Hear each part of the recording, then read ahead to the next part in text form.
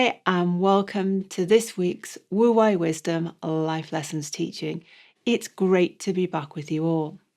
This week, we are talking all about why you may have lost your identity in your relationship and what to do about it.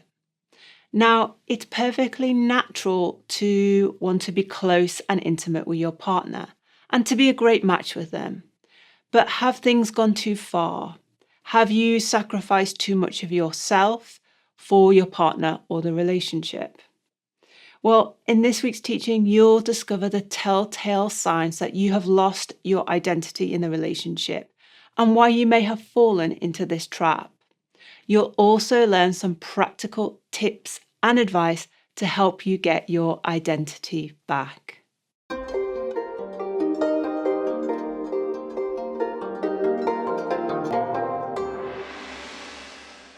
Okay, David, so what is this belief? I'm intrigued. Well, it's about when you put somebody more important or more valuable than you in a kind of a hierarchical balancing that you believe that their well-being, their happiness, the way they're thinking, you're trying to walk on eggshells around them. And all of this little it's a little nuance that grows and grows and grows and draws you down deeper and deeper and deeper into losing your identity. And so I guess the question is, why would we do that? Why would we automatically put our partner above us? And there's the question, and that's the answer, Alex. Because most people will blame their partner. They will say, it's your fault, it's his fault, it's her fault. She's too demanding, she wants too much from me. And we've done a little series on love and relationships. It really starts with you and what you believe about yourself, about where you get your value from and your worth, and whether you're looking constantly outside of yourself for validation, for approval, for worth. You're looking for someone else. And that's where it normally goes wrong. When I'm working with a couple, that kind of one of them is blaming the other, or they're both blaming each other, and they should look at themselves first. So if this resonates with you in any way, don't look at your partner first. Look at your belief structure. Look at how you view yourself. So what you're saying is when a client comes to you, the issue is already a problem. They've already lost their identity. Yes. And what you're saying is most commonly the partner who has lost their identity has a tendency to blame the other person, saying they've been too demanding, they've asked too much of me, they've made me run round in circles after them. But I can't please them. Doesn't matter what I do. I've sacrificed my life. I'm just working with a lady now who said, I've sacrificed my life. I've brought up the children. I've got no career. I've got nothing. I've done that, and he doesn't appreciate it. Or it can be the other way around, where the man was saying, I go out to work every day. I work 10 hours a day. I come home and she's miserable and she's not happy and I can't please her. So it's this kind of wanting something of someone else. It's a basic misunderstanding about the energy of a relationship. And so you've given a bit of an indication there of what it looks like. What does it end up with one person almost like being a slave to the other person within the relationship, or can it be more subtle than that? Well, some people would use that word slave. I'm just a slave to him, or I'm just a slave to her. I think the way that I see it is more like a kind of a puppet and a puppeteer. It's almost like a very subtle manipulation that the person knows there's something wrong, but you can't put a kind of a complete finger on the problem. It's more about the energy of the relationship isn't healthy because what one or both of them are trying to look for validation as of the other. They need them. They want them. They want them to give them approval and strokes. They want them to. It's just almost like I see it as like an oxygen. They need that oxygen. They need that approval. And in a way, and we've done many teachings on this, it's a dysfunctionality and a codependency. You can be in a relationship and you can share and be equal and be a team, but you shouldn't be codependent, absolutely dependent on the other person, because when you do, the balance goes out of balance. Yeah, so I'm kind of thinking, David, that typically this must happen in long-term relationships. Yes. And you're saying that actually this erosion of identity or this sacrificing of identity happens in small steps, but it happens almost from the beginning. Yes. So presumably if it's a long-term relationship, things have gone okay up to a point. Things may have been of work, the dynamic may have worked, albeit in a codependent way, an unhealthy way. But is there often a tipping point where all of a sudden it dawns on the person, oh my God, I don't know who I am in this relationship anymore. What do I stand for? That's a great question, Alex, because it is like a slowly ebbing away. And so the person who's surrendering, and I would use that word really thinking about it, the person who keeps on giving way kind of justifies it to themselves. They'll find excuses. And so things come into any relationship, a normal relationship, children, jobs, changing houses. And there's always a kind of a justification why you just, oh, that's just the way she is. That's the way he is. Oh, let's just get on with it. Let's be kind of a bit of a martyr. Let's bottle down. This is my lot. I can't do anything about it. And then there can be something that happens, as you quite rightly said. And this can be a lot of things. This could be a change in jobs, a change in houses. What I normally find is when the children get a little bit older and the children start to leave the house. That's when I found it. I'm just working with a couple now and they're mature and the children have left the house. And all of a sudden, the wife, the mother, her roles now has kind of changed. And now she's looking and saying, well, what's my role now? You're offered work all day and you're earning the money. And he's quite right saying, well, we live in this fantastic house and I'm bringing in this money and I'm having to work 6 days a week, 10 hours a day. And so you see, this is the key, that no one sits down and thinks about it and talks about it, because it seem clunky as in a relationship that you've got to talk about these very basic issues. But in the Wu Wei model, that's what we're saying. Look at the word relationship. It's the ability to relate. It's the ability to communicate. It's the ability to talk about the good things as well as the bad things. Because what happens in my couple, the husband saying, well, she's always complaining. It doesn't matter what I do. I can't do anymore. I do this, I do that, I do the other, and she's never happy. And then she's saying, well, you don't realize, what am I here for? And the kids have gone away and my life's changed now. And what should I do? So there's this real mishmash of what their intention is in the relationship. When I'm talking about relationships, I often use this lovely Taoist analogy. It's like two beautiful horses pulling a carriage. And what we're trying to do, Wu Wei, in balance, is the two horses are pulling together in the same direction. And they're a team of horses pulling together. And what happens slowly over the years, one goes one way, one has different alternatives, building up their career, making more money, being successful. The other one's bringing up children and being a good mother, looking after the house or whatever. It doesn't really matter. And what that's doing very subtly, it's pulling it apart. And that's when the problems happen, because now you've got two people who share such a lot, who create a feeling of love for each other, but now they're not relating, they are not communicating. And when they do communicate, it's coming from an emotion of anger, frustration, resentment, fear, scared. So they're not communicating on a kind of a balanced way.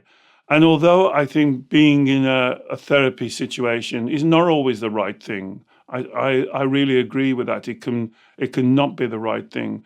But for communication, it can really help, because there's a third person, a neutral person there, that can help to cement and rebuild that communication. It can be a bit rocky at the beginning and a few raised voices and tears. But what you're trying to do is to get back to that level of communication. It always amazes me that when we meet our partner for the first time, communication is no problem. We sit up all night, we chat, we drive for miles, we hold hands, we go for long walks, we talk about our dreams, what we want and how we're going to live and how many children we're going to have and where we're going to live. And it's all very exciting and wonderful, and it creates really strong green light feelings of love and contentment and happiness. And then when we move into the relationship, the first thing that stops is the communication. And really, that's the message I'm trying to do, the life lesson in this video. Please open the communication. As I say on all of the relationship videos, it first starts with yourself. You have to have that relationship with yourself, and then you can communicate more equally with your partner. You described almost like the end game of a long-term relationship where people have pulled apart, but presumably they are still, even though they're doing different roles, say the mother role or the parent role, the father role, and then the kind of the money earner role, but they still somehow have lost their identity within that dynamic, and they've pulled apart. So there's that situation. But I'm kind of wondering, you just described the kind of beginnings of the relationship. And my feeling is the people bring into the relationship faulty beliefs that mean they sacrifice, which we briefly touched upon, and we can talk about a lot more shortly. But a lot of people would say, when I start a relationship, David, I want to go all in. I want to go all in. I like being lost in the kind of headiness of the blissful early days, months, early years of the relationship. And I think, would you say that the sacrificing then starts? It's almost like to go all in, they forego part of themselves. That's a great question, Alex, because what they're doing there, they're confusing the emotion, you call it the headiness or the giddiness or the falling in love or that wonderful emotion, which is what we all want. We fall in love with our partner. We see the goodness in them. We enjoy being with them. We enjoy being in their company. We get very strong green light feelings that we would call love and calm and relationships, and it's a wonderful feeling. But as I said in the relationship videos, there's two things going on in what you would call maybe a life partner or a long-term partner. There's the feeling of love, and remember, you are the creator of your emotions. So you're feeling that feeling, and it's a very wonderful feeling. I'm pleased you're feeling it. You're hoping that your partner is also experiencing a similar feeling. So you're both creating emotions and feelings. But as you go into a long-term relationship, there's another element, the relationship. Now, what we're trying to do is to identify the emotions that you create and they create. And we're trying to say, and it sounds like a harsh word to use in a loving relationship, but the mechanics of the relationship. And what we're trying to do is to bring those two together. So you're creating a feeling of love for them, they're creating a feeling of love for you, but you can relate. Now, every couple's relationship mechanics is different. Everybody should be different. It's unique, but you should be clear on what that works right at the beginning. So normally there's a kind of a honeymoon state, as you said, couple of months, 6 months, where you're head over heels. You're going out for long walks, you're talking, you're driving for miles, you're holding hands, you're looking in each other's eyes. Wonderful, wonderful, wonderful time. But then as you move on and you're planning to live a life together, you then have to think about the relationship. How do we relate? And I think that's where it gets confused at the beginning. They confuse the feeling, the emotion of love to the mechanics of relating. And then some people say, well, that sounds so harsh. Shouldn't it be a wonderful walking on clouds and everything's great? And I think then you fall back into the utopian state where you think as everything is going to be all right. Because when you have children, mortgages, jobs, careers, moving house, all of the day-to-day stuff, that's the mechanics that I'm talking about. And let me answer another question you said, which is very important. The problem comes, I believe, working with clients for 45 years, is when you haven't got a relationship with yourself before you have the partner. If you are looking for others to make it right for you, if you're looking for others to validate you, if you believe there's a piece missing inside of you and somebody else has to fill that hole, if you believe all of that, it's almost like you're setting yourself and the relationship off on the wrong road right at the beginning. Because I think, as you said, a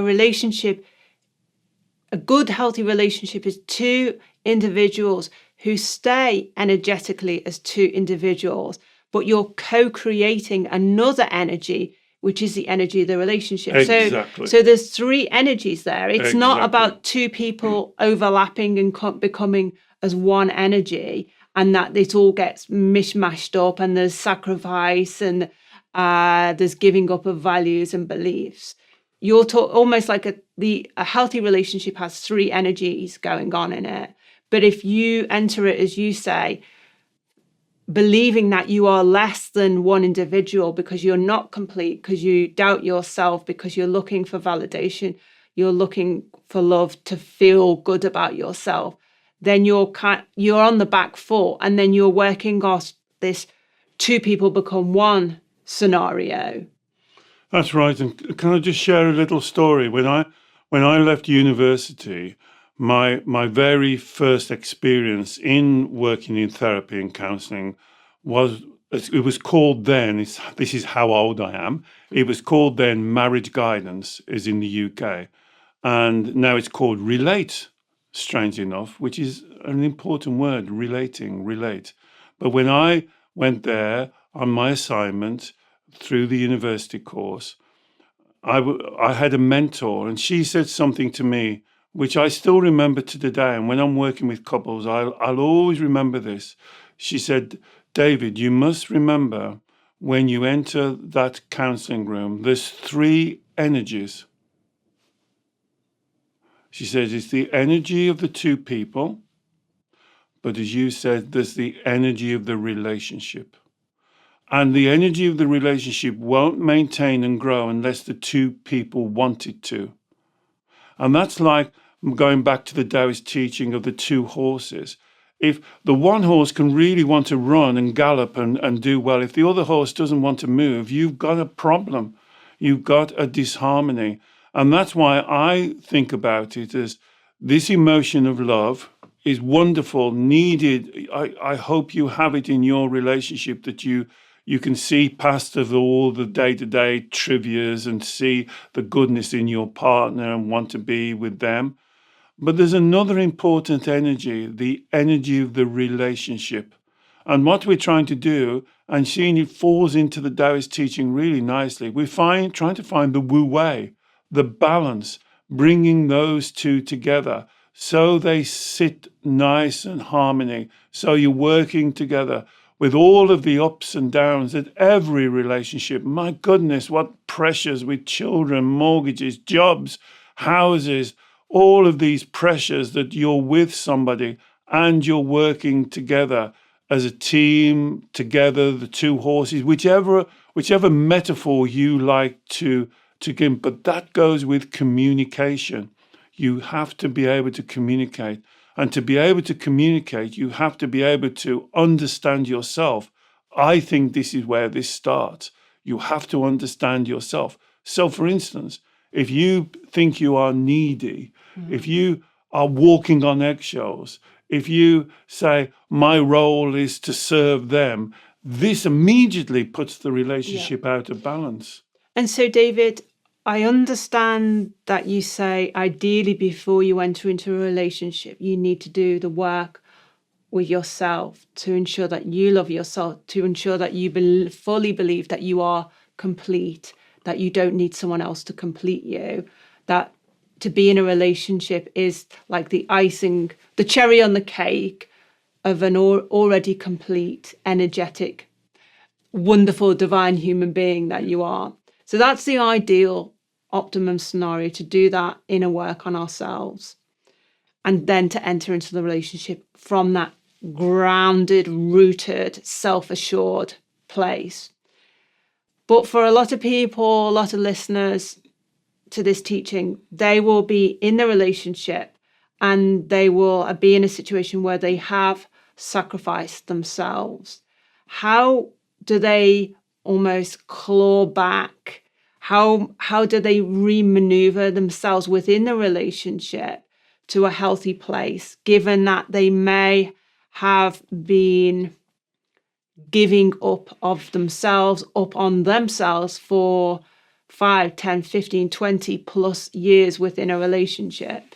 And another great question, because that's normally the type of people that I work with, because they've been in a long-term relationship. They still love their partner, but now they realize that the relationship is totally out of balance. And it's easy to blame somebody else, but they now perhaps watch some of our videos or read some books and thought about it and say, no, actually, one of the main problems is the way that I view work. This normally is about value, validation. This normally is about a misunderstanding of what love is, thinking that love is something that's given to them. It's like should be unconditional. It should be all of those things. So in that position, what I would strongly recommend you to do before you address your partner, because there will be issues with the relationship, you have to get yourself grounded and balanced. You have to be able to be clear on what it is about you. Can I say what normally happens on the first session to this type of person? I'll say to them, well, what is it that you want? What is it your dreams? What is your passion? How do you see your life? And you know what they say? I don't know. I don't know. I've got no idea. And here's the problem, because if you've got no idea, how can your partner have an idea? So the way that I always work is, well, let's do a couple of sessions. Let's now take time. Let's now go back to the beginning. Let's see if we can look at your belief structure, see where that comes from. And you know, in our videos, it's nearly all the time, not every time, of course, but nearly all the time goes back to their childhood, about the relationships they had with their parents, or they saw their parents not having a balanced relationship. And so you almost have to take time and readdress yourself, the relationship with you, before you readdress the relationship with your partner. Because if you don't, here's the problem. You approach the relationship with your partner from emotions. Yeah. It becomes very aggressive, very argumentative, shouting, screaming, threatening, walking out on the relationship. And so it's very important to do this work for yourself first, have the relationship with yourself, be clear on your beliefs, be in control of your emotions. That's the first step. The second step, then, you can address the relationship with your partner from a much more balanced Wu Wei position, where you can discuss things and start to open up the communication rather than worried about what they're going to say, what they're going to do, what's going to happen to them. So it's very important to reflect back on yourself, which I think is good, because it means you can do the majority of the work as on yourself first to get yourself. It's like training for a marathon. You can do the training before you approach. The real job is getting the relationship much more healthy and balanced. And I can see that doing this prep work is so important, because it's almost like beginning the communication with your partner that something is not right. It has to start on the right footing, because if you're not clear and you're just presenting your partner with, this feels terrible, I feel like I don't know what I'm doing, I feel like you're ignoring me, I feel this, I feel that, I feel the other, you're not really, this is the first time you may have broached the subject with them, and it can just lead to a lot of confusion, and then a lot of emotions can get involved on both sides. And then it's almost like your inner child is expressing their emotions. which will then engage your partner's inner child. And so the whole thing could spiral potentially very much out of control. So what I've heard you say, David, is this inner work, there's two things you need to be doing. One is to, if you believe that you've sacrificed your identity because actually you don't believe you're complete, you need love from external sources, you have self-doubt, and you've wanted your partner to fill that gap. You need to go back to the original time when that first self-doubt, believing you weren't good enough, believing that you weren't lovable, began. And we've done so many teachings on that, how to do that inner child work. And I can put a link in the show notes to some of those teachings. The second thing is then, once that has been dealt with, and it's, it does take a little bit of time, is to then get clear on what it is I actually want, what it is I actually authentically value, what are my authentic intentions now for this relationship, for the rest of my life, what I want to achieve, and get super clear on that as well. Yes, exactly. And that's the stage. So you see, those first two stages actually do not involve your partner at this stage. It's getting yourself balanced.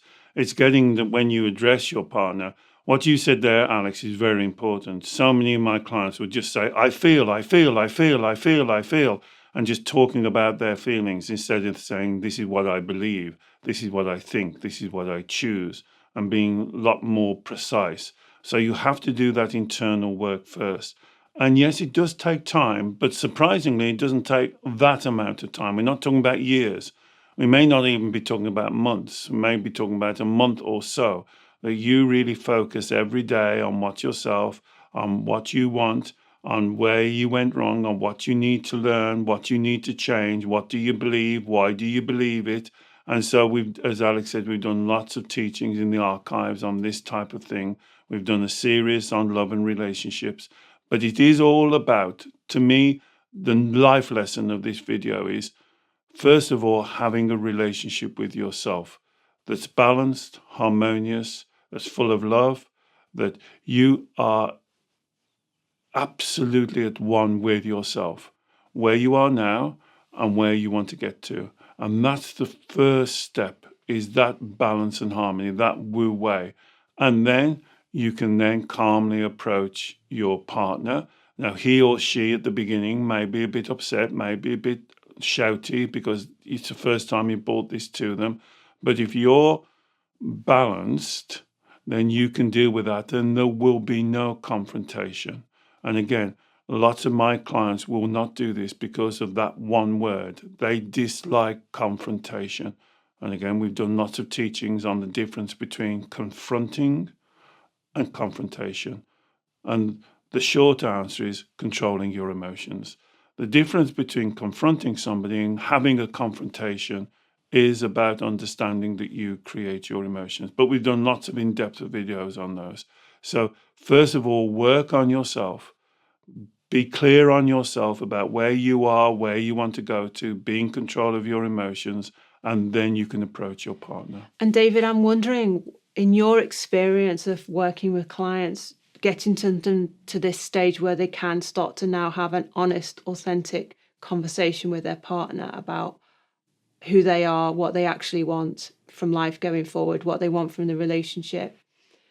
What is the typical outcome? Because I'm kind of thinking that a lot of the husbands, wives, partners the situation as it stands, where the other partner has sacrificed so much, may actually suit them to stay as they are.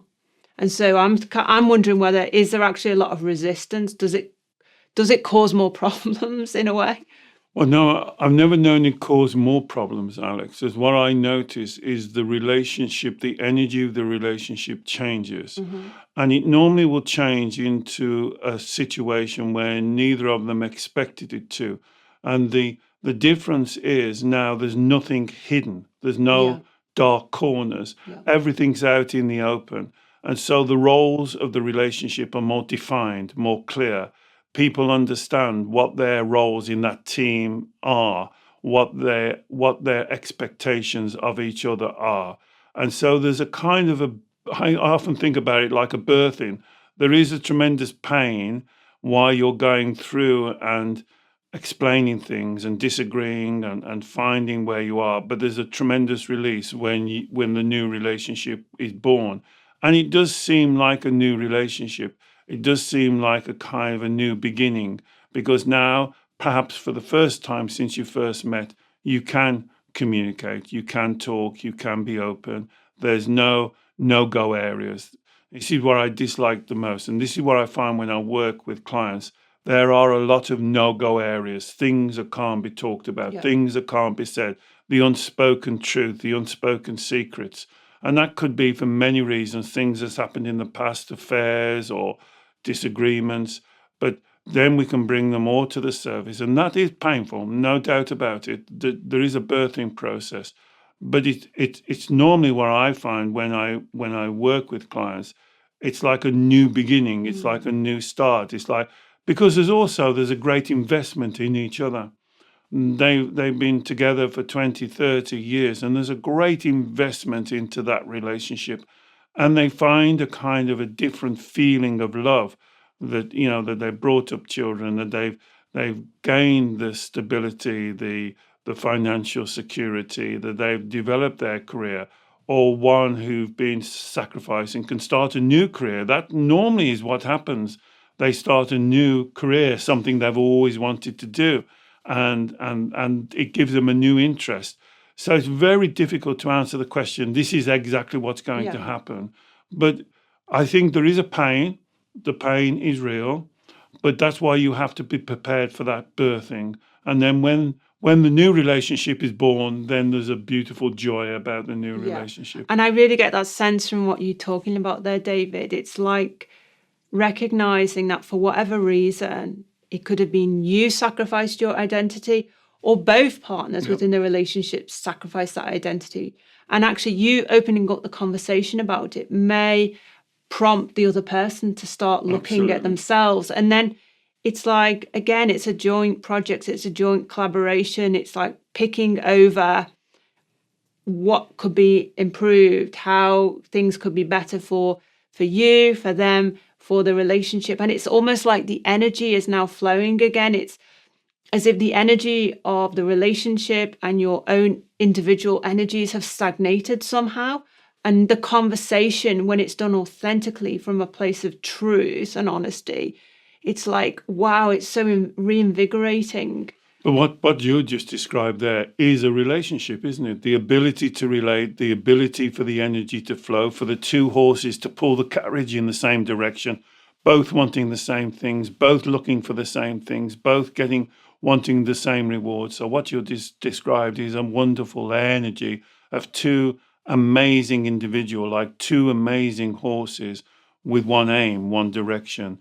The Chinese call it yi, one intention. What is it, your intention? And as I said, like previous, this normally comes at a part of the life when you finish one chapter and you're one big chunk of your life, one part of your life, and you're just about to enter the other part of your life.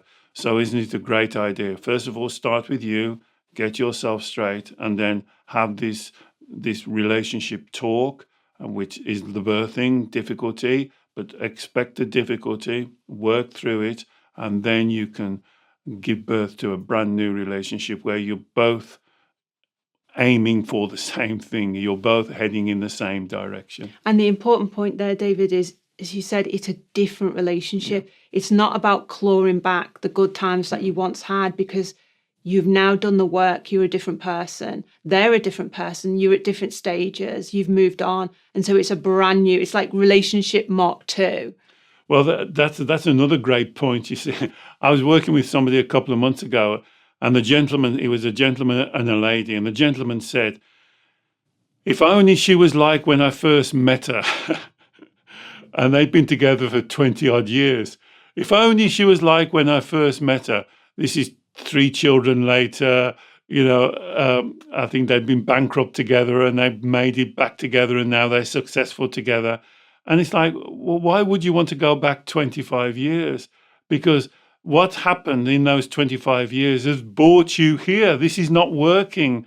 Let's now understand what it is that didn't work, Yeah. learn that lesson. That's why we call these series life lessons. Let's learn now what didn't work, and let's start something new together on what will work. You two have got great experience, great knowledge, great understanding about yourself, about how you stuck together through really difficult financial situations, family situations, having to sell up, having to move, starting from fresh again. You've got all that knowledge and experience together. Let's now go back over it. Let's start something new using that experience to build on. And I think that's a great way to think about it. Yeah, great. Thank you, David. Well, as I say, I will put a link in the show notes to plenty more teachings that will help you with this subject. If you have enjoyed this teaching, please do let us know. And also maybe share it with someone else who you think would also benefit. David works with couples and individuals on relationship issues every week with clients all over the world by Zoom video call. If you'd like to learn more about David's consultations, I will also put a link to more information on those in the show notes as well. And finally, please don't forget to subscribe to our YouTube channel. We produce new teachings every week, and we would love to share your journey with you. Bye-bye.